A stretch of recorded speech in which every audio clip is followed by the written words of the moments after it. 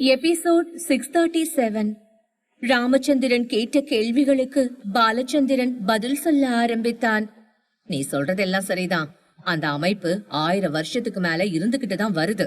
ஆனா அதோட தலைவர்கள் ஒவ்வொரு தடவையும் மாறிக்கிட்டே இருக்காங்க. கடந்த 20 வருஷமா விஜய் தான் அதுக்கு தலைவரா இருக்காரு. ஏறத்தாழ 16 இல்ல 18 வயசுல தலைவனா மாறி இருப்பான்னு நினைக்கிறேன் என சொன்னான். இந்த தகவல் ராமச்சந்திரனுக்கு புதியதாக தெரிந்தது.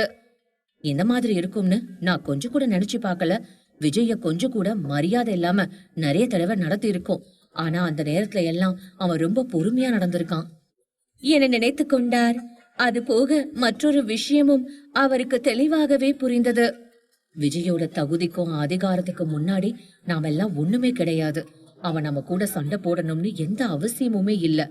தன்னோட நிறுவனத்தை இடத்துக்கு கொண்டு வர அவன் ஆசைப்பட்டு இருந்தா அத சாதாரணமாவே பண்ணியிருக்கலாம் என பல நினைவுகள் அவர் மனதில் ஓடின. இறுதியாக, விஜயோட இந்த முகத்தை பத்தி நம்ம கல்கிக்கு தெரியுமா தெரியாதா? ஒருவேளை கல்கியும் சேர்ந்து இந்த உண்மையை என்கிட்ட மறைக்கிறாளா என கேட்டார். அதற்கு பாலச்சந்திரன், கல்கிக்கு தெரியுமா இல்லையான்னு எனக்கு தெரியாது. ஆனா விஜய் தான் அந்த அமைப்போட தலைவன் என சொல்லி முடித்தான். அனைத்தையும் கேட்ட ராமச்சந்திரன் இறுதியாக தனது விஷயங்களை சொன்னார். சரி, அப்போ கல்கி பத்தி நாம கவலைப்பட தேவையில்ல. அவளை இந்த உலகத்துல எந்த மூளைக்கு கூட்டிட்டு போனாலும் அந்த கிங்கால நிச்சயமா காப்பாத்த முடியும். நாம இப்போ நம்ம கிருஷ்ணமூர்த்திக்காக பண்ண வேண்டிய கடமைய பண்ணணும். அவனோட சாவுக்கு காரணமான எல்லாரையும் மொத்தமா அழிக்கணும். அதுக்கு தேவையான எல்லா ஏற்பாட்டையும் நீயே பாரு. என்ன உதவி வேணாலும் என்கிட்ட கேளு என சொன்னார். பாலச்சந்திரன் அதனை ஏற்றுக்கொண்டான். கண்டிப்பா கிருஷ்ணமூர்த்தி உனக்கு எப்படியோ அதே மாதிரிதான் எனக்கும். நானும் அவனோட இறப்புக்கு காரணமானவங்களை சும்மா விட மாட்டேன் என சொன்னான். பின்னர் அவன் அங்கிருந்து கிளம்ப ஆரம்பிக்க ராமச்சந்திரனும் மீண்டும் தனிஷ்கா இருந்த அறையை நோக்கி சென்றார். இனிமே கிருஷ்ணமூர்த்தி சாவுக்கு காரணமானவங்க நிச்சயமா அமைதியா இருக்க முடியாது. இந்த பாலச்சந்திரன் கிட்ட இருந்து யாரும் தப்பிச்சதா வரலாறே கிடையாது என பலமுறை தன் மனதில் சொல்லிக் கொண்டார். பாலச்சந்திரன் அப்படியே காற்றில் மறைந்து போனான். தனிஷ்காவின் அறைக்குள் நுழையும் போது வேற ஒரு சந்தேகம் அவர் மனதில் வர தொடங்கியது. நாம எல்லாரும் சேர்ந்துதான் பொய் சொன்னோம்னு தனிஷ்காவுக்கு நல்லாவே தெரிஞ்சிருக்கும். அவ இப்போ என்ன பண்ண போறான்னு தெரியல. நம்ம கிட்ட எப்படி நடந்துக்க போறான்னு புரியலையே என நினைக்க தொடங்கினார். மிகுந்த தயக்கமாக அவளின் அறைக்குள் நுழைந்த போது தனிஷ்கா அமைதியாக படுத்திருப்பது போல்தான் தோன்றியது. அப்பவே கண்ணு முழிச்சிட்டான்னு சொன்னாங்க. ஆனா இன்னும் தனிஷ்கா எழுந்திருக்கலையே. ஒருவேளை இன்னும் அவளோட பிரச்சனை தீரலையா என நினைக்க ஆரம்பித்தார். ராமச்சந்திரன் மெதுவாக தனிஷ்காவிற்கு அருகே சென்றவர் அவளின் முகத்தை சில கணங்கள் உற்று பார்க்க ஆரம்பித்தார். அவளின் முகம் அப்படியே வெளிரி போய் வருத்தமும் சோகமும் கலந்த நிலையில் இருப்பதாக அவருக்கு தெரிந்தது. கண்கள் அனைத்தும் அழுது அழுது வீங்கி போன நிலையில் தனிஷ்கா இருந்தாள். அடுத்த நொடியோ, தனிஷ்கா சீக்கிரமா எந்திரி, நாம பண்ண வேண்டிய வேலை நிறைய இருக்கு என சொன்னார். அந்த சிறிய அறையில் அவரின் குரல் எதிரொலியை கிளப்பியது. தனிஷ்காவின் காதில் மிகவும் தெளிவாக அந்த வார்த்தைகள் விழுந்திருக்க வேண்டும். அதுவரை எந்த உணர்வுகளும் தெரியாத அவளின் முகத்தில் சில உணர்வுகள் தெரிய ஆரம்பித்தது. கண்களும் சில கணங்கள் விரிந்தது. திடீரென கண்களை திறந்த தனிஷ்கா ராமச்சந்திரனின் முகத்தை வெறித்து பார்க்க தொடங்கினாள். வேறு எந்த வார்த்தைகளையும் பேசவில்லை. இப்ப தனிஷ்கா கிட்ட எப்படி பேசணும்னு தெரியல. அவ கோவப்படவும் வாய்ப்பு இருக்கு என ராமச்சந்திரன் நினைத்தார். ஆகவே மெதுவாக தனது பேச்சை தொடங்கினார். தனிஷ்கா, என்னப்பா, என்னாச்சு? உன்னோட உடல் நல எப்படி இருக்கு? பரவாயில்லையா என கேட்டார். அதற்கு அவளோ, எனக்கு எந்த பிரச்சனையும் இல்லப்பா, நான் இப்போ நார்மலா தான் இருக்கேன் என சில வார்த்தைகளை சொன்னாள். அவள் வார்த்தைகளில் வருத்தமோ கோவமோ எந்த உணர்வும் தெரியவில்லை. கண்கள் மட்டும் ஏதோ ஒரு திசையை பார்த்தபடி இருந்தது. மொத்த கோவத்தையும் மனசுக்குள்ள வச்சுக்கிட்டு இருக்கா. இப்படி இருக்கிறது அவளுக்கு நல்லது கிடையாது. அவளோட வயித்துல இருக்கிற குழந்தைக்கும் நல்லது கிடையாது என ராமச்சந்திரன் மனதில் சில எண்ணங்கள் தோன்றின. அதன் பிறகு அவரோ, தனிஷ்கா, நீ எந்த நிலையில இருக்கேன்னு எனக்கு சரியா தெரியல. ஆனா உன்கிட்ட எல்லா உண்மையும் மறைச்சது தப்புதான். தயவு செஞ்சு என்ன மன்னிச்சிடு. அத வேணும்னு யாரும் பண்ணல. உன் வயிற்றுல இருக்கிற குழந்தைய காப்பாத்ததான் பண்ண. ஆனா இப்ப எல்லாமே தப்பா நடந்துருச்சு என சொன்னார். அதற்கு தனிஷ்கா எந்த பதிலையும் சொல்லவில்லை. வித்தியாசமாக தலையை மட்டுமே அசைத்து கொண்டாள். ஆகவே எதுவும் புரியாத ராமச்சந்திரன் தொடர்ந்து பேசினார். தனிஷ்கா, கிருஷ்ணமூர்த்தி நம்ம எல்லாரையும் விட்டுட்டு போயிட்டான். இனிமே அவன் எப்பவுமே திரும்பி வர போறதில்ல. இது உனக்கே நல்லா தெரியும். தயவு செஞ்சு அதை புரிஞ்சுக்கோ. உனக்கு நிகாரிகா இருக்கா. இன்னும் ஒரு குழந்தை பிறக்க போகுது. அவங்கள பத்தி நினைச்சு பாரு. அவங்கள காப்பாத்த நீ இன்னும் பல வேலைகளை பார்க்க வேண்டியது இருக்கு. இந்த உலகத்துல உனக்குன்னு நிறைய கடமைகளும் இருக்கு. அத பத்தி நினைச்சு பாரு. இதுக்காக நீ கண்டிப்பா வாழ்ந்துதான் ஆகணும் என சொன்னார். இதை கேட்ட தனிஷ்காவும் ஆமாம் என்பது போல தலையை மட்டும் அசைத்தாள். அவரோ வேறு பல விஷயங்களையும் சொன்னார். இப்ப என்ன பண்ணலாம்னு நீயே சொல்லு. கம்பெனில ஏற்கனவே 1000 பிரச்சனை போயிட்டு இருக்கு. அதை எல்லாத்தையுமே நானே சமாளிக்கிறேன். என்னால முடிஞ்ச அளவுக்கு மறுபடியும் கம்பெனிய இடத்துக்கு கொண்டு வர வழிய பாக்குறேன். கிருஷ்ணமூர்த்தி பெருசா விரும்பினது இந்த கம்பெனிய தான். அதை எப்பவுமே இடத்துல வச்சுக்க ஆசைப்படுவான். அதை என்னால எவ்வளவு பண்ண முடியுமோ அவ்வளவும் பண்ணி காட்டுறேன் என சொன்னார். அதற்கு தனிஷ்கா எந்த பதிலும் சொல்லவில்லை. இதை கண்டபோது ராமச்சந்திரனுக்கு மனதிற்குள் பயம் அதிகரித்து கொண்டே சென்றது. இப்ப என்ன பண்ண போறான்னு தெரியலையே. மொத்தமா நம்ம மேல கோவப்பட போறாளா என நினைத்து பயந்தபடியே நின்றார். இறுதியாக, தனிஷ்கா, இப்ப என்னதான் செய்யலாம்னு சொல்லு.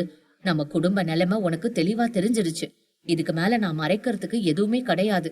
இனிமே எது நடந்தாலும் அது உன் இஷ்டப்படியே நடக்கட்டும் என சொன்னார். அதற்கு தனிஷ்காவோ, நான் அவரை பார்க்கணும். அவருக்கு இறுதி மரியாதை நாம எல்லாரும் சேர்ந்து நல்லபடியா செஞ்சு முடிக்கணும் என சொன்னாள். இந்த வார்த்தைகளை அவள் தட்டு தடுமாறி உதிர்க்க தொடங்கினாள். ராமச்சந்திரனுக்கும் இப்பொழுதுதான் அது சம்பந்தமான நினைவுகள் வந்தன. ஆமா, கிருஷ்ணமூர்த்தி நம்மள விட்டுட்டு போய் நிறைய நாள் ஆயிடுச்சு. ஆனா நாம் அவனுக்கு கொடுக்க வேண்டிய இறுதி மரியாதைய கொடுக்கல என நினைத்து கொண்டார். பின்னர் தனிஷ்காவை பார்த்து, சரி, அதுக்கு தேவையான ஏற்பாடுகளை எல்லாத்தையும் நானே பண்றேன். சீக்கிரமா நம்ம அவனோட உடம்ப இங்கிருந்து எடுத்துடலாம். அடுத்து ஆக வேண்டிய வேலையும் பார்க்கலாம் என சொன்னார். அவளோ சரி என்பதற்கு அடையாளமாக தலையை மட்டுமே அசைத்தாள். வேறு எந்த உணர்வுகளையும் காட்டவில்லை. சரி தனிஷ்கா, நீ இங்கேயே இரு. நான் வெளியே போய் அந்த ஏற்பாடை எல்லாத்தையும் பார்த்துட்டு கடைசியா வந்து உன்னை கூட்டிட்டு போறேன் என சொல்லிவிட்டு வெளியே செல்ல முயன்றார். அந்த சமயத்தில் தனிஷ்காவோ தட்டு தடுமாறி எழுந்து நிற்க தொடங்கினாள். இல்லப்பா, நானும் உங்க கூடவே வர. பண்ண வேண்டியது எல்லாத்தையும் நாமளே சேர்ந்து பண்ணலாம் என சொன்னாள். ஆனால் அவரு அதற்கு சம்மதிக்கவில்லை.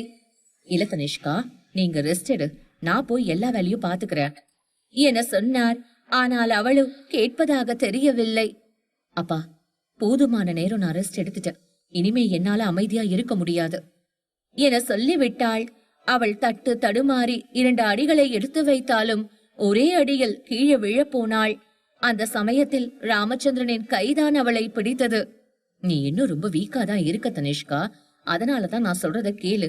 ஒழுங்கா இங்க ரெஸ்ட் எடு. மத்த வேலையை நான் பாத்துக்கிறேன் என வற்புறுத்தி அவளை அங்கேயே விட்டுவிட்டு வெளியே வந்தார்.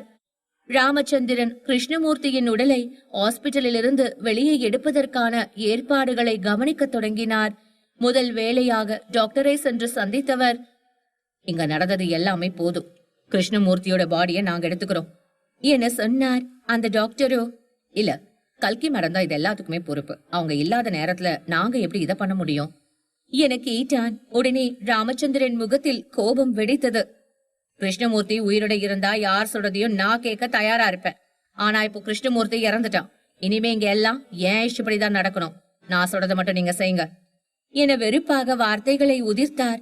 அந்த டாக்டரும், சரிங்க சார், இதுக்கு மேல நான் எல்லாத்தையும் கவனிச்சுக்கிறேன் என சொன்னார். அடுத்த சிறிது நேரத்தில் அந்த டாக்டர் தேவையான அனைத்து வேலைகளையும் செய்ய ஆரம்பித்தார். இறந்த ஒருவரின் உடலை ஹாஸ்பிட்டலில் இருந்து வெளியே எடுத்து செல்வதற்கு கூட மிக அதிகப்படியான டாக்குமெண்ட் வேலைகள் செய்ய வேண்டியது இருந்தது. அனைத்தையும் முடிக்க அவருக்கு ஏறத்தாழ 1/2 மணி நேரம் பிடித்தது. அனைவரிடமும் கையெழுத்து வாங்கி முடித்த பிறகு மீண்டும் அவர் ராமச்சந்திரனை வந்து சந்தித்தார். சார், நீங்க சொன்ன மாதிரியே எல்லாமே ஏற்பாடு பண்ணிட்டோம். எல்லாரும் சைன் பண்ணிட்டாங்க. நீங்களும் மேடமும் இதுல சைன் பண்ணிட்டா அடுத்து நடக்க வேண்டியதை பார்க்கலாம் என சொன்னார். உடனே ராமச்சந்திரன் அந்த பேப்பர்களை வாங்கி சில கணங்கள் புரட்டி பார்த்தார். அதில் அனைத்தையும் கையெழுத்து போட்டு முடித்தவர், கொஞ்சம் இருங்க, நான் தனிஷ்கா மேடம் கிட்ட கையெழுத்து வாங்கிட்டு வந்துடுறேன் என சொல்லிவிட்டு மீண்டும் அந்த அறையை நோக்கி சென்றார்.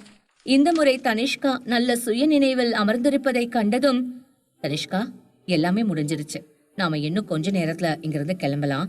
நீ இதுல கையெழுத்து போட்டா மட்டும் போதும் என சொல்லி அந்த பேப்பர்களை கொடுத்தார். அவளும் அதனை வாங்கி சில கணங்கள் புரட்டி பார்த்துவிட்டு அவசரமாக அனைத்து கையெழுத்துகளையும் போட்டு முடித்தாள். பின்னர் அந்த பேப்பர்களை வாங்கிய ராமச்சந்திரன் டாக்டரிடம் கொடுத்தார். எல்லாம் சரியா இருக்கா? நாங்க இப்ப கிளம்பலாமா என கேட்டார். அந்த டாக்டரும், எல்லாம் சரியா இருக்கு சார், இன்னும் கொஞ்ச நேரத்துல நீங்க இங்கிருந்து கிளம்பிடலாம் என சொல்லி முடித்தார். பின்னர் தனிஷ்காவை சந்தித்த ராமச்சந்திரன், தனிஷ்கா, எல்லாமே முடிஞ்சிருச்சு. நாம கார்ல முதல்ல வீட்டுக்கு போயிடலாம். கிருஷ்ணமூர்த்தி உடம்ப ஆம்புலன்ஸ வச்சு பின்னாடியே கொண்டு வந்துருவாங்க என சொன்னார். ஆனால் அவளோ அதனை ஏற்றுக்கொள்ளவில்லை. இல்லப்பா, இது அவரோட கடைசி பயணம். நான் அவர் கூட இருக்கணும்னு ஆசைப்படுறேன். அவர் கூடவே வர அந்த ஆம்புலன்ஸ்லயே நானும் ஏறிக்கிறேன் என சொன்னாள். இதை கேட்டவுடன் ராமச்சந்திரனுக்கு சற்று அதிர்ச்சி ஏற்பட்டது. எப்படி தனிஷ்காவால ஆம்புலன்ஸ்ல வர முடியும்? அதுவும் அவ கர்ப்பமா இருக்கிற இந்த மாதிரி சமயத்துல அவ எப்படி இத சமாளிப்பா என பல கேள்விகள் எழுந்தன. ஆகவே, தனிஷ்கா, இதெல்லாம் வேண்டாம், சொன்னா கேளு, நான் வேற ஏற்பாடு பண்றேன் என சொன்னார். ஆனால் அவளோ கேட்பதாக தெரியவில்லை. இல்லப்பா, நான் அவர் கூட தான் இருக்கணும் என பிடிவாதமாக சொல்லி முடித்தாள். அதன் பிறகு ராமச்சந்திரனும் அவளிடம் எதுவும் அதிகமாக பேசவில்லை. சரி தனிஷ்கா, நீ சொல்ற மாதிரியே பண்ணலாம் என சம்மதித்தார். பின்னர் ராமச்சந்திரன் மருத்துவமனையிலிருந்து வெளியே வந்தார். இதற்குள் கிருஷ்ணமூர்த்தி இறந்துவிட்ட விஷயம் காட்டு தீயை விட வேகமாக நகரின் அனைத்து மூலை முடுக்குகளிலும் பரவியது. நாட்டில் இருக்கக்கூடிய அனைத்து பத்திரிகைக்காரர்கள், டிவிக்காரர்கள் என அனைவரும் அந்த ஹாஸ்பிட்டலின் முன்னால் வந்து குவிந்து இருந்தார்கள். கிருஷ்ணமூர்த்தி சாருக்கு ஆக்சிடென்ட் நடந்தது நம்ம எல்லாருக்குமே தெரிஞ்ச விஷயம். ஆனா அவர் நல்லா இருக்கிறதாவும் எலும்பு முறிவு மட்டும்தான் நடந்திருக்குன்னு சொல்லிட்டு இருந்தாங்க. ஆனா இன்னைக்குதான் எல்லா உண்மையும் வெளியே வந்திருக்கு. அவர் இறந்து போயிட்டாராம். அவரோட உடம்ப அவினாசிலிங்க குடும்பத்தார் இன்னும் கொஞ்ச நேரத்துல வாங்கிட்டு போக போறாங்க என பல செய்திகள் பரவின. ஹாஸ்பிட்டலில் இருந்து வெளியே வந்த ராமச்சந்திரனை அனைத்து திசைகளிலும் இருந்து சூழ்ந்து கொண்ட பத்திரிகையாளர்கள் மைக்குகளை முன்னால் நீட்டி பல கேள்விகளை கேட்க தொடங்கினார்கள். சார், இது வரைக்கும் கிருஷ்ணமூர்த்தி சார் உயிரோட இருக்காருன்னு எல்லார்கிட்டயும் சொல்லிட்டு இருந்தீங்க. திடீர்னு இறந்துட்டதா சொல்றீங்களே, எதுக்காக இப்படி எல்லாம் பண்றீங்க? உண்மைக்கு புறம்பான செய்திய இவ்வளவு நாளா சொல்லி எல்லாரையும் ஏமாத்திட்டு இருந்தீங்களா என ஒருவன் கேட்டான். ராமச்சந்திரன் அவர்களை முறைத்து பார்த்தாரே தவிர வேறு எந்த பதிலையும் சொல்லவில்லை. இவங்க எல்லாம் எந்த தைரியத்துல இப்படி பேசுறாங்கன்னு தெரியல. சாதாரண நேரமா இருந்தா இவங்கள தனியா கவனிக்கலாம்.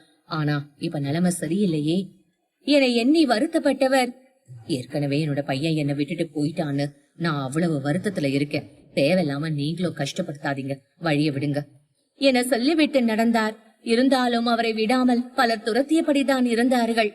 பிரதீப்பின் ஆட்கள் வந்து மீடியாக்காரர்களை தங்களால் முயன்ற அளவு தடை செய்ய முயன்றார்கள். ஆனாலும் அனைவரையும் அவர்களால் தடுக்க இயலவில்லை. தொடர்ச்சியாக ராமச்சந்திரனுக்கு தொல்லை செய்தபடிதான் இருந்தார்கள். அவரின் மனதில் கோபம் ஏற ஆரம்பித்தது. நிலைமை புரியாம எதுக்காக இப்படி எல்லாம் பண்ணணும்? இவங்களை அழிக்கிறதுக்கு முதல்ல வழிய தேடணும் என நினைத்து கொண்டார்.